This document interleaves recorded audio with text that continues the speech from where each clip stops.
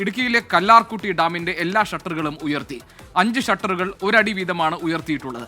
മുതിരപ്പുഴ പെരിയാർ തീരത്ത് ജാഗ്രതാ നിർദ്ദേശവും നൽകിയിട്ടുണ്ട്. രാഹുൽ വിജയൻ ഇടുക്കിയിൽ നിന്ന് വിവരങ്ങൾ നൽകാനുണ്ട്. രാഹുൽ, ഇപ്പോഴും അതിശക്തമായ മഴയുണ്ടോ ഇടുക്കിയിൽ? അതിന്റെ ഭാഗമായിട്ടാണോ ഇപ്പോൾ ഷട്ടർ ഒരടി ഉയർത്തിയിരിക്കുന്നത്?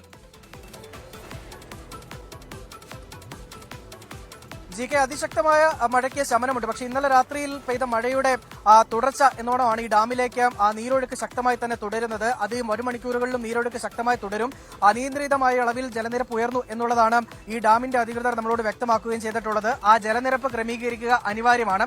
അതിന്റെ പശ്ചാത്തലത്തിലാണ് ഈ ഷട്ടറുകൾ 5ഉം ഒരടി വീതം ഉയർത്തി ജലനിരപ്പ് കുറയ്ക്കാൻ വേണ്ടി വെള്ളം മുതിരപ്പുഴയാറിലേക്ക് ഒഴുക്കുകയും ചെയ്തിട്ടുള്ളത്. ആ ദൃശ്യങ്ങളിൽ കാണുന്ന പോലെ തന്നെ തീവ്രമായിട്ടുള്ള അളവിൽ മുതിരപ്പുഴയാറിലേക്ക് വെള്ളം ഒഴുക്കുന്നുണ്ട്. പക്ഷേ ഏതെങ്കിലും സാഹചര്യത്തിൽ അത് ഈ പുഴയുടെ തീരത്തുള്ളവർക്ക് ബാധിക്കും എന്ന ഘട്ടത്തിലേക്ക് ഇതുവരെ പോയിട്ടില്ല. ഇനി കൂടുതൽ ജലം പുറത്തേക്ക് ഒഴുക്കുകയാണ് എങ്കിൽ ഒരുപക്ഷെ ആ തീരത്തുള്ളവരെ മാറ്റി പാർപ്പിക്കേണ്ടി വരും. അത്തരമൊരു ഘട്ടത്തിലേക്ക് ഇനി പോകില്ല എന്നുള്ളതാണ് ജില്ലാ ഭരണകൂടം ഉൾപ്പെടെ വ്യക്തമാക്കുകയും ചെയ്തിട്ടുള്ളത്. മാത്രമല്ല, ഈ വെള്ളം നേരെ ചെല്ലുന്നത് പെരിയാറിലേക്കാണ്. പെരിയാറിലേക്ക് ചെന്നതിന് ശേഷമാണ് ഈ പാമ്പള ഡാമിൽ ഈ ജലനിരപ്പ് ഉയരുക. അതിന്റെ ജലനിരപ്പ് വീണ്ടും ഉയരുകയാണെങ്കിൽ പാമ്പള ഡാമിന്റെ ഷട്ടറുകളും കൂടുതൽ ഉയർത്തി പെരിയാറിലേക്ക് ഒഴുക്കുന്ന വെള്ളം മൂതത്താൻകെട്ട് ഉൾപ്പെടെയുള്ള ഡാമിലേക്ക് എത്തുന്ന വെള്ളത്തിന്റെ അളവ് കൂട്ടും എന്നുള്ളതും അറിയിച്ചിട്ടുണ്ട്.